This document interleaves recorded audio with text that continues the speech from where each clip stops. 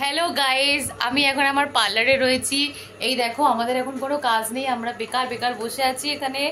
দেখো বাইরের ওয়েদার দেখাবো না থাক। বাইরের ওয়েদার খুব খারাপ, তাই জন্য আমাদের ব্যবসার জায়গাটাও খুব খারাপ।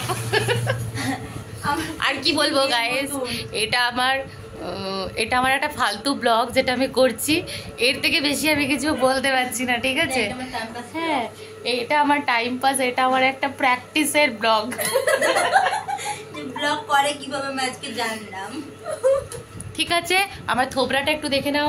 এই যে আজকে আমি শ্যাম্পু করেছি, এরা দুজন মিলে আমার শ্যাম্পু করে দিয়েছে। আর ওই যে সনি আমাকে এই যে আমার মুখে ডিট্যান ফেশিয়াল করে দিয়েছে। এই দেখো আমার মুখ, দেখো কি গ্লো করছে।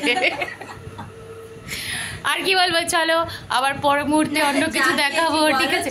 ও চা এই যে চা বানিয়েছে এই দুটো মিলে। কে বানিয়েছে আজকে চা?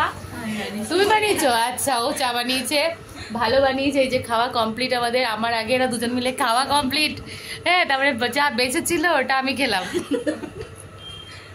ঠিক আছে, চলো নেক্সট ভিডিও পরে হবে, টাটা।